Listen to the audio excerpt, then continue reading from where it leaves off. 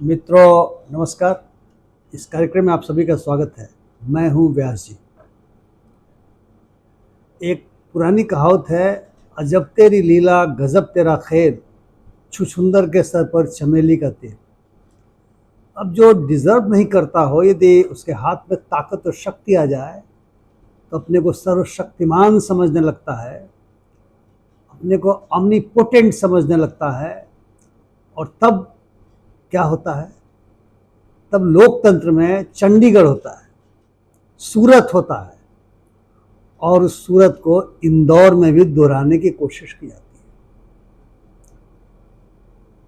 कहते हैं ना, जब नाश मनुष्य पर छाता है पहले विवेक मर जाता है। लोकतंत्र में जनता मालिक होती है। चुनाव में लगातार ये बात सुनने को मिलती है हमारे आपको, लेकिन वास्तव में तो जनता को धत्ता बता दिया जा रहा है। सूरत में जनता की परवाह किए बगैर जो मुख्य विपक्षी दल का कैंडिडेट था, उसके प्रपोजर्स को मिला लिया जाता है, उनसे कहलवा दिया जाता है कि हमारा सिग्नेचर जाली है, और प्रशासन इस बात की जांच नहीं करता कि पहले जो उन्होंने वास्तव में हस्ताक्षर किया था और अभी जो कह रहे हैं मिलान किया जाए। अगर जाली होगा तो जिन्होंने उनके सिग्नेचर को बनाया होगा उन पर कार्रवाई होगी, केस होगा। वो तड़ से खारिज कर देता है, नॉमिनेशन खारिज कर देता है।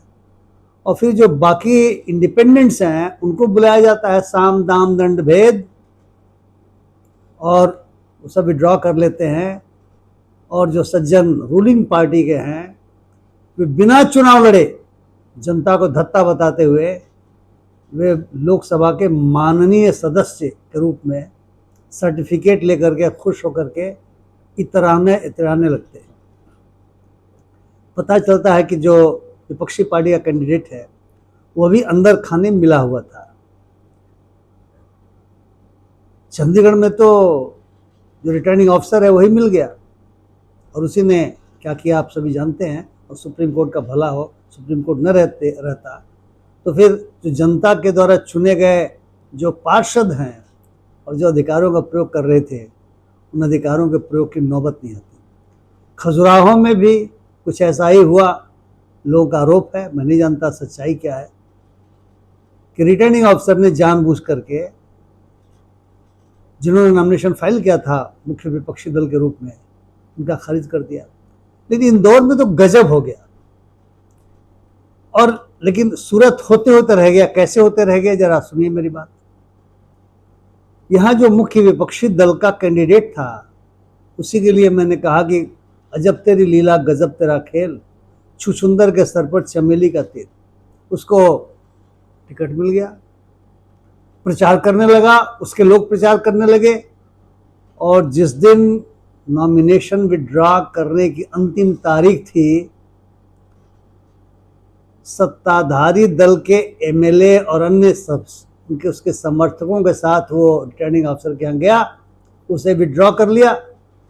और जैसा कि वीडियो जिस पर बने हुए हैं, सिर झुकाते हुए सीधे जो है सो गाड़ी में आकर के बैठा। उस गाड़ी में सत्ताधारी दल के बड़े नेता भी बैठे हुए थे। उन्होंने मुस्कुराते हुए अलग से वीडियो भेजा, जैसे उन्होंने कोई तीर मार लिया हो। इसलिए मैंने कहा कि जब नाश मनुष्य पर छाता है पहले विवेक मर जाता है। सत्ता के घमंड में इतना इतराने की आवश्यकता नहीं होनी चाहिए थी। इतराते हुए, खुश होते हुए, और शाम को पार्टी होती है जबरदस्त, मुर्गे कटे होंगे, किसी बड़े होटल से खाना आया होगा, सब उड़ा रहे हैं, देखने में आया है। हालांकि मेरे एक मित्र का कहना है कि दरअसल यह जो मुख्य विपक्षी दल का उम्मीदवार था वो धनी आदमी है, और शायद इसीलिए उसको टिकट मिला कि पैसा इत्यादि खर्च कर पाएगा। उस पर 2007 में कोई मुकदमा चल रहा था प्रॉपर्टी डिस्प्यूट को लेकर के, तो झगड़ा हुआ होगा, कोर्ट में था। कोर्ट में नॉमिनेशन फाइल करने के कुछ दिनों पहले उस पर धारा 307 यानी अटेम्प्ट टू मर्डर लगवा दिया गया। और मेरे मित्र जो इंदौर में प्रोफेसर हैं वो कह रहे हैं कि व्यास, उसको डराया गया कि साले तुमको जेल में बंद कर देंगे, धमकाया गया तुम्हारी क्या औकात है, तुम्हारी ये पार्टी बचा नहीं पाएगी। अब डराया गया कि धमकाया गया, लेकिन जो वीडियो आए हो तो सिर झुकाए हुए निकला है। अब डर के मारे निकला है या शर्म के मारे निकला है, और फिर भोज उड़ा रहा है, पार्टी उड़ा रहा है। लेकिन इंदौर की जनता की परीक्षा की घड़ी भी आ गई है। हुआ यूं कि एक पार्टी है, छोटी सी पार्टी है, वामपंथियों की पार्टी है, socialist unity centre of India communist. उसके जो बिहार के कर्ता धर्ता लोग हैं, हमारे संपर्क में हैं, उन्होंने मुझे एक मैसेज भेजा। उसमें ये लिखा कि उनके जो कैंडिडेट हैं, उन्होंने भी नॉमिनेशन फाइल किया। कॉमरेड अजीत पवार उनका नाम है, महाराष्ट्र वाले नहीं, अलग हैं। और उनको धमकाने की कोशिश की गई। एक वीडियो आया हुआ है जिसमें कहा गया उनको गोली मारने तक की धमकी दी गई।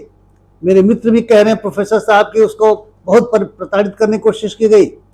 उनके प्रस्तावकों को भी प्रताड़ित करने की कोशिश की गई। साम दाम दंड भेद चलाया गया और कहा गया कि आप भी लोग विड्रॉ कर लो ताकि चुनाव नहीं हो।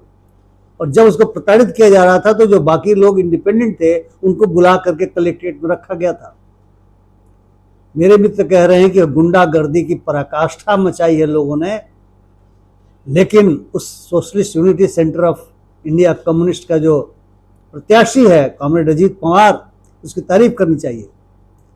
उसने इन गुंडों के सामने, इन सत्ताधारियों के सामने, जिन पर नाश छाया है मनुष्य के रूप में, जिनका विवेक मर गया है, उनके डर के सामने समझौता नहीं किया। उसने नॉमिनेशन विड्रॉ नहीं किया और अब इंदौर में उसके वजह से चुनाव होने जा रहा है। मैंने सुना है कि इस सब कांड के होने को लेकर के जो सत्ताधारी दल के कुछ अन्य समझदार लोग भी हैं, ऐसा नहीं है कि लोग सत्ता में मिलने के बाद समझदारी सभी खो देते होंगे, वे बड़े दुखी हैं कि हो क्या रहा है। और वो ये भी कह रहे हैं कि यह स्थानीय स्तर पर हो रहा है, लेकिन ये बात तो पता नहीं है कि उसके जो टॉप लीडरशिप है वो इन गुंडों को रोकने की कोशिश कर रही हो। तो अब इंदौर की जनता का इम्तिहान है कि लोकतंत्र में लोक का महत्व है। आप किसके साथ जाएंगे? आप ऐसे लोगों के साथ जाएंगे कि लोकतंत्र में लोक का अपहरण कर लेते हैं, लोक की शक्ति का अपहरण कर लेते हैं और किसी प्रकार से सत्ता में पहुंच जाना चाहते हैं। आप उनके साथ जाइएगा, या आप लोकतंत्र को बचाने के लिए आप जिस कैंडिडेट को, जितने चुनाव में खड़े हैं, इंडिपेंडेंट्स लोग भी हैं, जिन्होंने साम दाम दंड भेद के बावजूद भी रहना कबूल किया होगा या उनको छोड़ दिया गया होगा, उनमें से किसी एक को आप चुनते हैं। किसको चुनते हैं?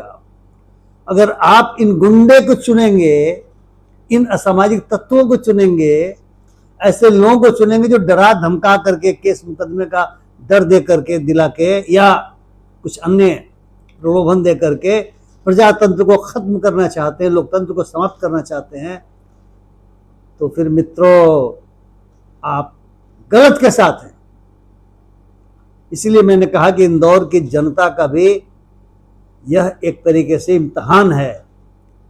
ये लोकतंत्र के इस नए दौर में इंदौर की जनता का इम्तिहान है। अब देखना यह है कि जनता इस इम्तिहान में पास होती है या फेल होती है। जनता फेल होती है तो भी लोकतंत्र के भविष्य के बारे में हम कल्पना कर सकते हैं, लेकिन हमें पूरा विश्वास है जनता पास होगी।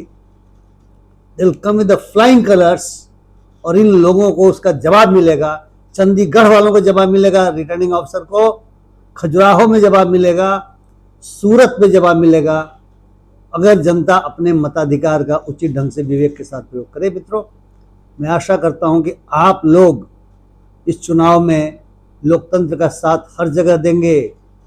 अगर आप लोकतंत्र का साथ नहीं देकर के लोकतंत्र को हड़पने वालों के साथ जाते हैं तो ये लोकतंत्र का ही नहीं, आपका भी बहुत बड़ा अपमान है। इसलिए मित्रों, मैंने सोचा आपसे इस बात को शेयर करूं। यदि मेरी बात पसंद आई हो तो कृपया शेयर करें, कृपया लाइक करें और कृपया मेरे चैनल को सब्सक्राइब करना न भूलें। बहुत बहुत धन्यवाद। नमस्कार।